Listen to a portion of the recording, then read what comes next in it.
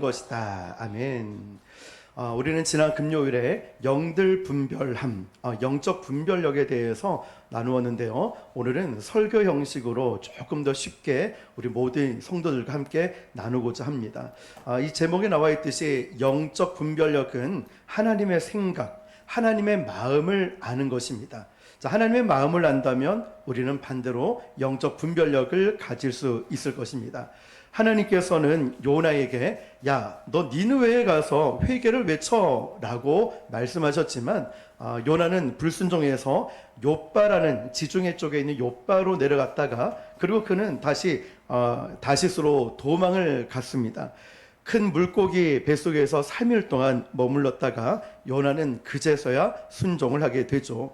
니느웨가 회개하자 요나는 하나님의 자비에 대한 불만을 품게 되었고 박넝쿨 사건을 통하여서 하나님의 긍휼하심을 깨닫게 됩니다. 여러분, 만약에 요나가 처음부터 니느웨로 가는 순종을 했더라면 어땠을까요? 이 험한 풍랑과 바다를 갈 필요도 없었고 큰 물고기 뱃속에 비린내 나는 곳에 3일 동안 머물 필요도 없을 것입니다. 그런데 인생은 참 신기하지 않습니까? 하나님 말씀대로 순종하고 살아가는 것이 제일 편한 길인데 우리는 꼭 돌고 돌아서 가장 힘들고 어렵고 고생하고 나서야 하나님께로 돌아옵니다. 비단 우리뿐만 아니라 정말 많은 사람들이 그렇게 살고 있지 않습니까? 대표적으로 보여주는 것이 바로 요나였다는 것이죠. 요나의 이야기는 단순한 옛날 이야기가 아니라 오늘 우리 신앙인들에게 마치 거울과도 같습니다. 때로는 어리석은 모습의 요나를 보면서 야, 참 어리석어 라고 이야기를 하지만 결국 이 세 손가락은 나를 향하면서 요나가 아니라 나요 내가 문제라는 거죠. 연약한 요나를 보면서 요나가 참 어리석다라고 하지만 그것이 바로 나의 모습이기도 하고 요나의 모습을 통하여서 우리는 하나님의 크신 사랑을 깨닫게 됩니다. 자, 그럼 여러분, 요나가 과연 어떤 사람일까? 화면을 한번 보시면요. 첫 번째로 요나는요, 북이스라엘 출신의 아미떼의 아들이었고요. 그리고 요나는 하나님 요나에게 악이 가득한 아수르의 수도였던 니느웨에 가서 야, 너 회개를 외쳐 라고 명령을 하셨습니다. 그리고 요나는 니느웨가 아닌 정반대인 다시스로 도망하려고 배를 탔던 인물이고 도망 중에 바다에서 풍랑을 만나서 제비뽑기에 걸려서 요나가 원인임을 알고 바다에 던져지게 되죠. 그 던져진 요나는 큰 물고기 뱃속에서 3일 동안 있으면서 회개하고 다시 살아납니다. 요나는 하나님 말씀에 순종해서 다시 니느웨로 가서 회개를 외쳤고요. 니느웨 사람들은 요나의 그 짧은 한마디에 회개를 하고 하나님은 그 멸망시키려던 계획들을 거두어 가십니다. 그리고 요나는 니느웨에 대한 하나님의 자비를 보면서 화를 내기 시작합니다. 그러면서 하나님의 마지막에 박넝쿨 사건을 통하여서 하나님의 긍휼하심과 자비하심을 요나에게 가르쳐 주셨습니다. 자, 이게 요나서 전체의 말씀의 핵심입니다. 하나님의 긍휼은 이스라엘뿐만 아니라 모든 민족에게 부어주시는 하나님의 은혜인 줄 믿습니다. 네, 화면을 거두시면 되고요. 요나라는 이름의 뜻은 비둘기라는 것입니다.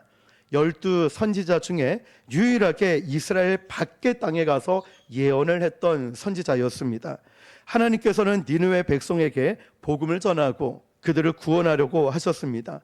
그런데 요나는 이게 탐탁지 않은 거예요. 왜 그런지 아시죠? 요나의 입장에서 보면은 이 니느웨는 아수르라는 곳에 속해 있는 나라였는데 아수르는 어떤 나라였냐면 요나가 속해 있던 이스라엘 백성들을 극심하게 괴롭히고 고난을 겪게 만들었던 원수 같은 존재였다는 것이죠. 그러니까 저 원수 같은 놈에게 하나님이 구원을 베푼다고 하시니까 받아들일 수가 없는 거예요. 화가 났다는 거죠. 우리가 이 부분을 제3자의 입장에서 보면 선지자 요나가 하나님 말씀에 순종하지 않는 것이 이해가 되지 않아요. 자, 그렇다면 이 부분을 내가 요나라고 하면은 또 생각이 달라집니다. 말이 달라지는 거예요. 여러분의 원수된 자, 정말 꼴도 보기 싫은 자가 있을 수 있겠죠? 그렇게 싫어하는 그 인간이 하나님께서 은혜를 베푸신다고 할 때 여러분 어떤 생각 들까요? 야, 역시 하나님이십니다. 역시 하나님이세요라고 반응할까요? 아니면 하나님 왜 저런 놈을 구원시키려고 합니까? 저런 놈은 죽어도 쌉니다. 이러지 않을까? 마치 나의 일이라면 어쩌면 못마땅하게 여길 수 있는 요나의 심정이 이해가 된다는 말씀이죠.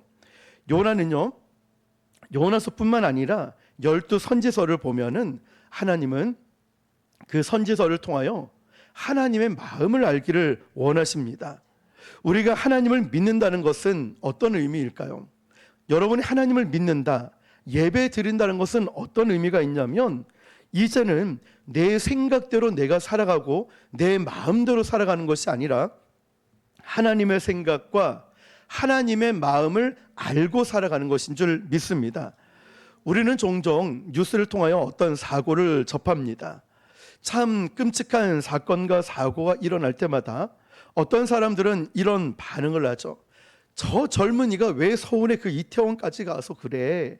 아니 왜 저 사람이 이런 일을 해서 그래? 또한 실수하고 부족한 모습을 볼 때 왜 저런 식으로 일을 하고 그래? 왜 이런 식으로 일처리를 하는 거야? 라고 말할 때가 있습니다.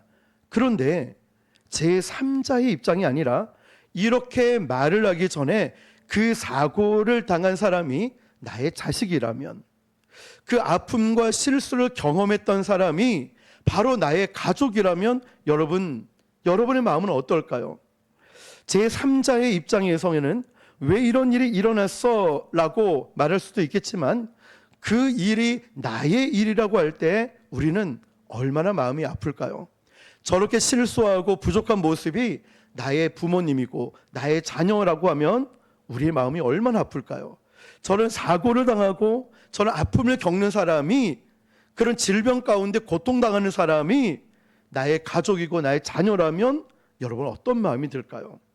힘들어하는 교회 목사님이 저이고 힘들어하는 성도가 여러분들이라면 우리의 마음은 또 어떨까요?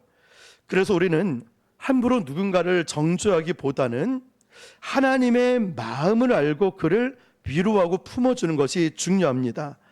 어떤 사람은 이렇게 말하죠.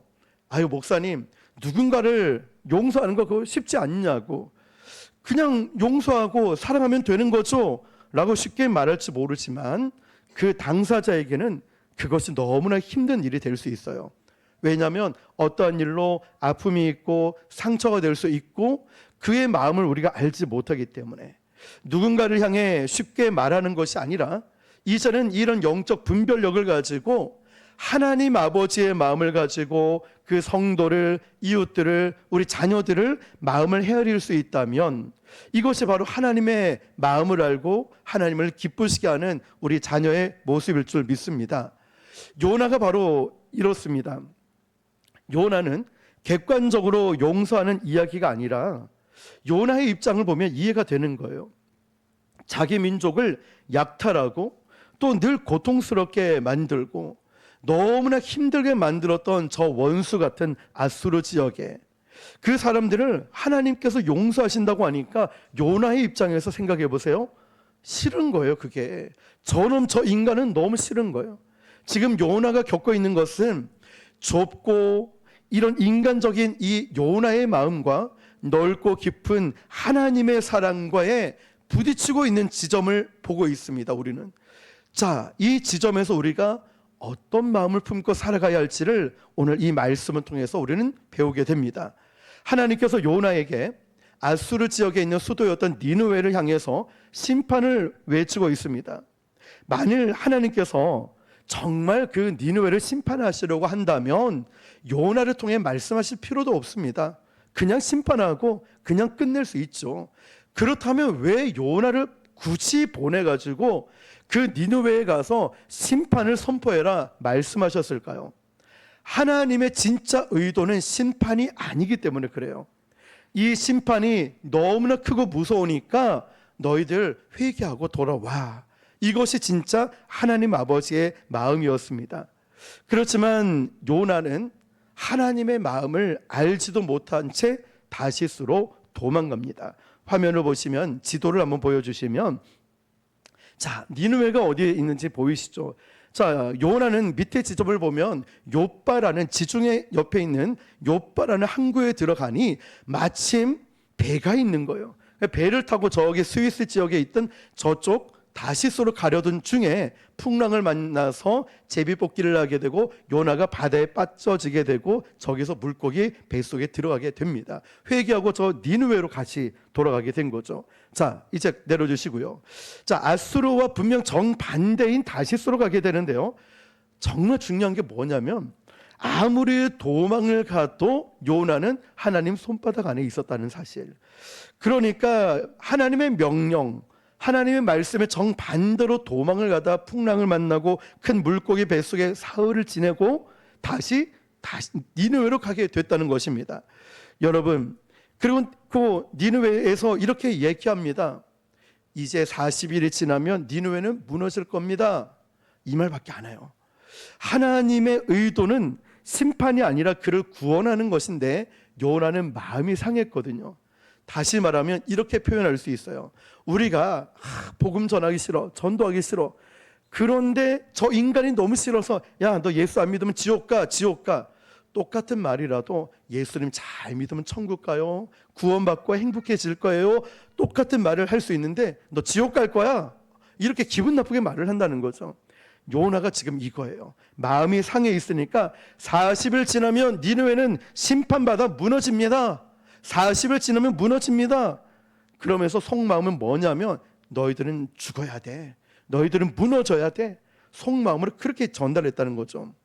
요나는 너무너무 순종하기 싫었는데 할 수 있는 최소한의 일을 하고 있는 거예요. 40일 지나면 무너집니다. 40일 지나면 무너질 거예요. 그러면서 속마음은 하나님의 계획이 이루어지지 않았으면 좋겠다는 거죠. 그런데 요나는 불과 한마디밖에 말하지 않았는데 너무나 황당한 일이 벌어집니다. 요나서 3장 8절 9절입니다. 시작. 사람이든지 짐승이든지 다 굵은 베옷을 입을 것이요 힘써 하나님께 부르짖을 것이며 각기 악한 길과 손으로 행한 강포에서 떠날 것이라. 하나님이 뜻을 돌이키시고 그 진노를 그치사 우리가 멸망하지 않게 하시리라. 그렇지 않을 줄을 누가 알겠느냐 한지라. 아멘. 아멘. 여러분, 요나는 분명 한마디만 외쳤어요. 40일 지나면 니느웨는 무너진다. 그런데 이 짧은 한마디에 한 나라의 왕이었던 니느웨 왕은 8절에 뭐라고 하냐면 사람이든지 짐승이든지 다 굵은 베옷을 입고, 회개를 뜻하죠, 힘써 하나님께 부르짖자. 그러면 하나님이 우리의 죄를 용서해 주실 줄 모른다, 이러면서 회개하고 있는 거예요. 그냥 백성 중에 한 사람이 아니라 니느웨 왕이 회개를 선포하고 있는 것입니다. 아니, 요나는 굉장히 지금 당황스러운 거예요. 아니, 그가 뭐 간절히 외친 것도 아니고 막 설교를 한 것도 아니고 지나가다 니느웨는 40일 지나면 무너질 겁니다, 이렇게 했는데 왕이 나서서 이 온 백성에게 회개하자, 그럼 하나님의 뜻을 돌이키실 것이다, 믿음으로 선포하고 있다는 거죠. 이 장면을 제3자의 입장에서 보는 게 아니라 내 일이라고, 나요, 내 입장에서 한번 생각해 보세요. 저 인간이 정말 나쁜 놈인데 이 어느 날 갑자기 와서 나 이렇게 살면 안 될 것 같아, 예수님 믿어야 될 것 같아 하면 우리가 기뻐할까요? 아니죠. 야, 네 같은 것은 하나님이 와도 널 변화시키지 못할 거니까 그냥 믿지 마, 넌 지옥 가야 돼. 정말 미운 사람을 보면 이러면 안 되지만 그런 마음 들 때도 있다는 거죠. 여러분, 우리의 원수가 내가 정말 싫어하는 그 인간이 예수 믿고 구원받는 일이 아이러니하게 또 나에게 기쁜 일이 되지 않을 수가 있다는 거예요. 여러분, 요나가 지금 겪고 있는 것이 딱 이 마음인 거예요. 요나의 마음, 생각 속에는 이해가 되지 않는 일이었습니다. 그런데 하나님은 요나서를 통하여 우리에게 계속 말씀하시는 거예요. 야, 너 하나님 아버지의 마음을 아니? 너 내 마음이 어떤 마음인 줄 알고나 있니? 하나님은 이 요나서에게 통하여서 우리에게 말씀하시는 거예요. 저에게, 여러분에게 너 아버지의 마음이 어떤 마음인 줄 아니? 영적 분별력이죠. 하나님은 지금 이 요나서의 말씀을 통하여 아버지의 마음을 말씀하고 있는 거예요. 생각을 말씀하고 있는 거예요. 그때 요나는 항변합니다. 하나님, 아니 우리를 저렇게 죽도록 괴롭혔던 저 인간, 그 인간들 마땅히 벌 받아야 되는 거 아닙니까?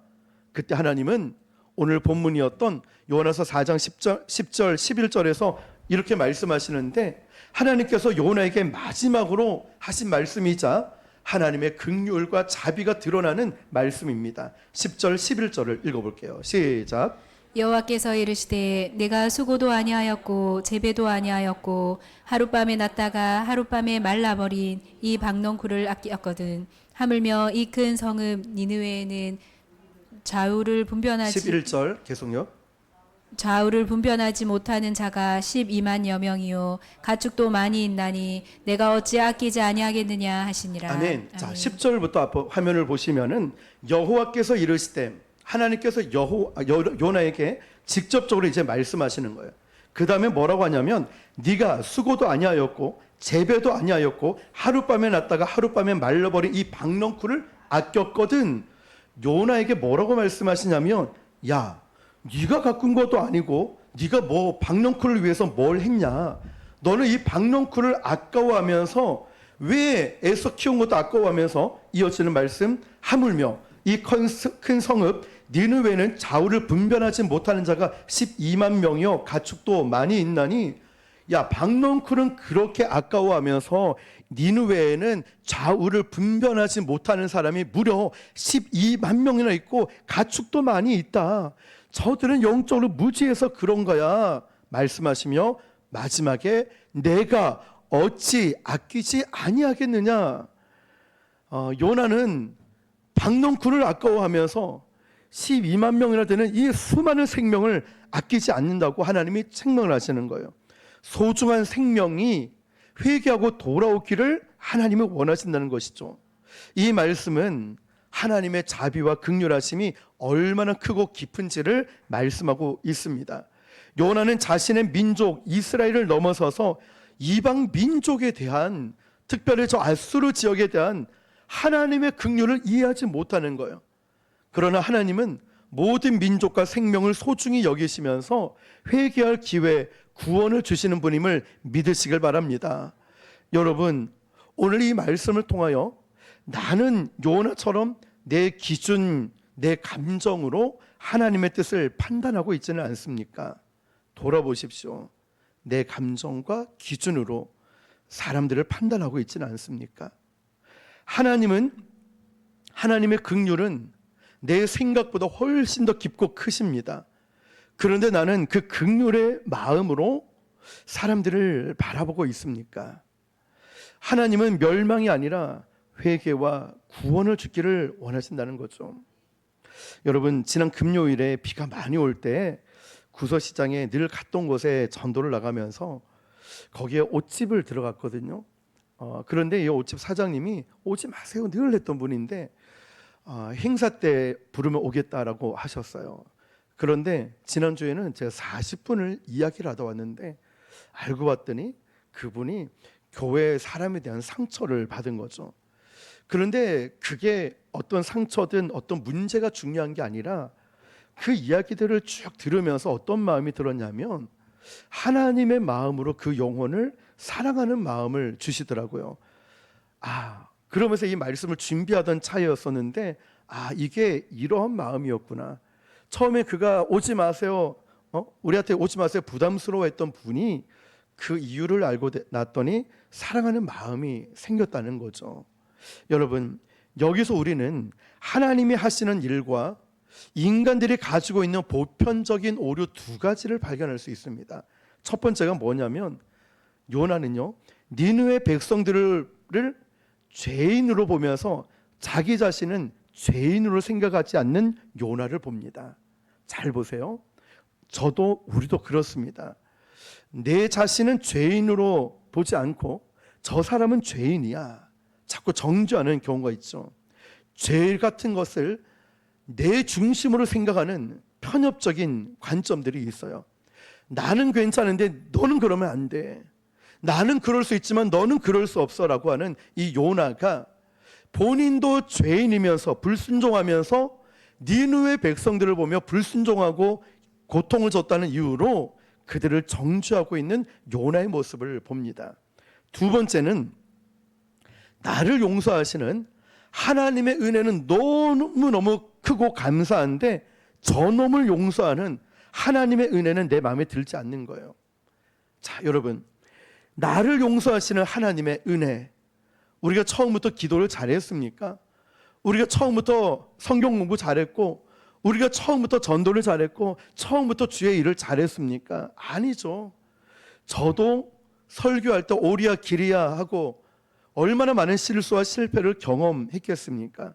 물론 지금도 완벽한 건 아니지만, 그런데 여러분, 우리가 이 요나를 통해서 나를 향한 하나님의 은혜와 용서는 지극히 당연하면서 다른 사람을 향한 은혜와 용서는 내가 받아들이지 못하는 이유가 뭘까요?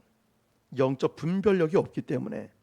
하나님의 마음을 알지 못하면 이 요나를 향한 하나님의 뜻을 우리도 알 수가 없는 거예요. 요나가 그랬어요.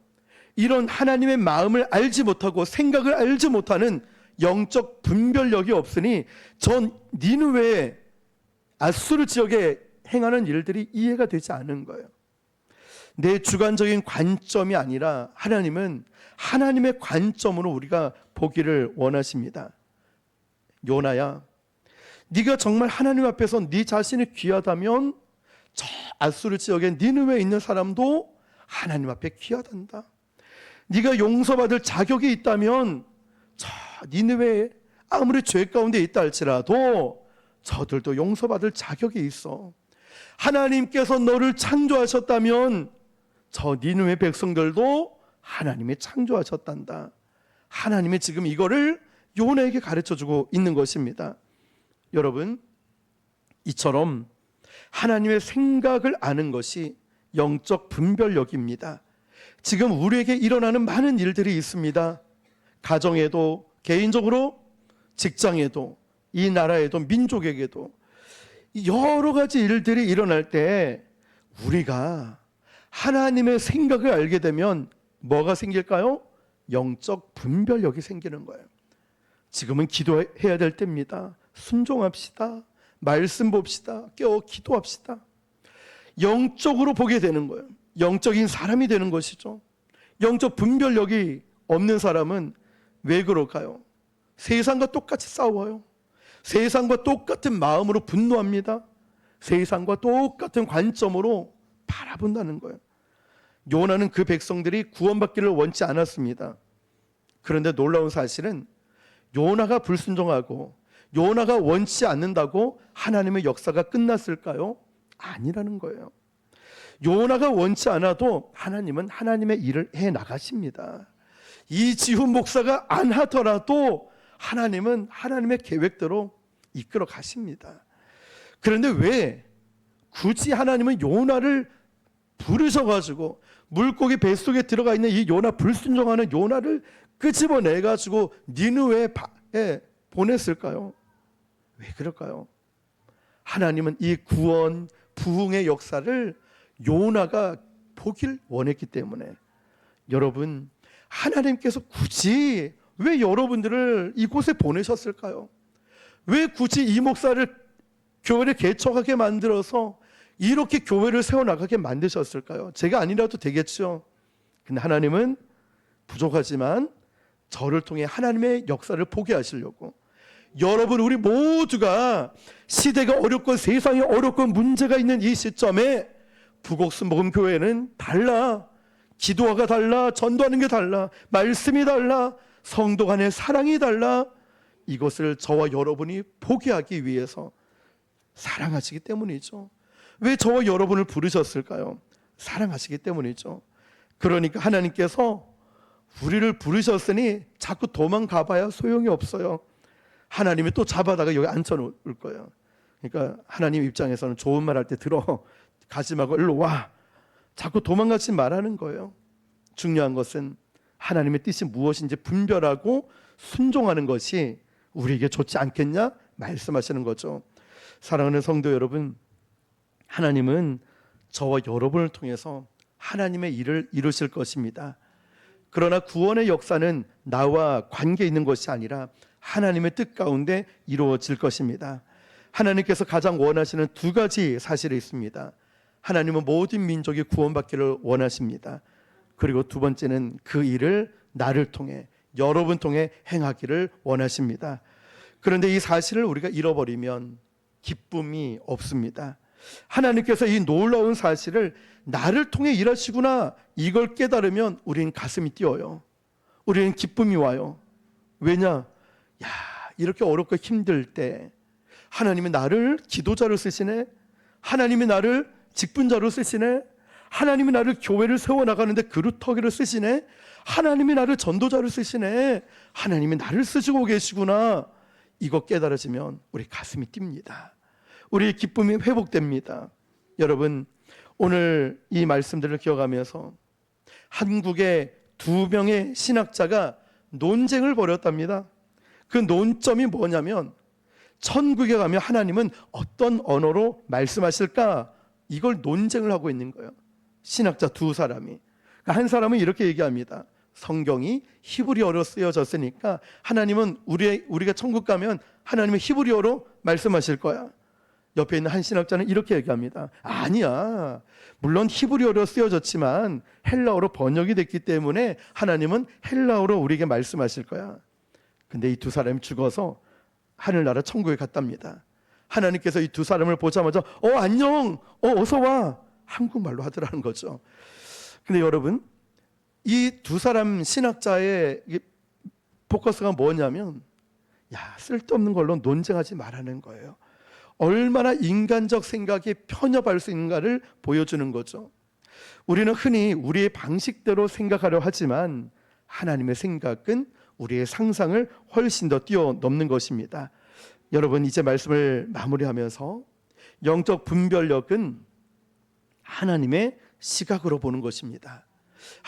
이 영적 분별력이 생기지 않으면 하나님은 우리를 훈련을 시킵니다. 어떤 고난을 주시든 어떤 어려움을 주시면서, 잘 봐, 이때는 기도해야 돼, 이때는 순종해야 돼, 이때는 예배 드려야 돼, 이때 하나님만 바라봐야 돼. 아마 여기 계신 많은 분들이 그런 영적인 시험과 환난을 당해서 너무 잘 아실 거예요. 어떤 어려움이 오고 문제가 오면은 정말 습관처럼 우리 기도합시다, 기도합시다, 우리 말씀 붙들고 기도합시다, 우리 순종합시다. 저는 그분들의 이야기를 들으면 역시 인생을 살아오시면서 얼마나 많은 시련과 풍파를 겪어왔으면 그저 이 문제를 어떻게 풀어갈까, 인간적 생각이 아니라 제일 먼저 기도합시다. 영적 분별력이 있으신 분이죠. 여러분처럼 말이에요. 우리를 포함해서 한국 교회 그리스도인들이 왜 무기력해졌을까요? 하나님 마음을 알지 못하니까 그래요. 하나님 마음을 알 생각도 없어요. 그러니까 영적 분별력이 상실되니 무기력해지는 거예요. 기도해봤자, 전도해봤자, 예배 드려봤자 필요 없어. 영적 분별력을 상실해요. 왜요? 하나님의 마음을 모르니까. 그러나 우리에게 영적 분별력이 생기면, 하나님 마음을 가지고 살아가면 영적 취향이 달라집니다. 이제 새로운 것을 보게 돼요. 세상은 바뀌지 않지만 영적으로 모든 걸 바라봅니다. 영적으로. 그래서 영적인 일들에 민감해집니다. 목사님, 어떤 일보다 우리 기도합시다, 어떤 일보다 우리 예배합시다, 어떤 일보다 우리 말씀 붙듭시다. 제일 먼저 영적인 일에 민감해져요. 그러다 보니 우리가 집착했던 일들이 영적으로 깨워서 기도하다 보니 아무것도 아니었구나, 아무것도 아니었네, 내가 왜 여기에 목숨을 걸었을까, 내 삶에 비로소 여유가 생기기 시작합니다. 여러분, 요나를 통하여 하셨던 하나님 말씀, 그것은 영적 분별력을 가져라. 영적 분별력을 가지기 위해서는 하나님의 마음과 하나님의 생각을 알아야 된다 말씀하십니다. 그러면서 우리 주님은, 우리 지난 금요일에 나누었죠. 화면을 보시면 영적 분별력, 성령의 은사인데, 성령의 은사는 성령께서 주권적으로 주시는데, 유일하게 이 분별력은 우리가 습득하며 배울 수가 있어요. 그 첫 번째가 뭐지요? 성경을 꾸준히 읽고 묵상하는 거죠. 두 번째는 성령님께 지혜와 분별을 구하는 것. 세 번째는 신앙의 선배 목회자들에게 도움을 구하고, 네 번째는 신학과 영성을 가진 책을 읽고, 마지막 다섯 번째는 분별할 것을 삶에 적용하고 순종합니다. 이때 우리에게 영적 분별력이 생기는 거예요. 오늘 저와 여러분들이 영적인 사람이라는 것 잊지 마시고, 인간적 육신의 몸을 입고 있지만 우리 모두가 영적인 사람이 되어 영적인 일에 민감하고 영적으로 살아가시기를 주님의 이름으로 축원합니다.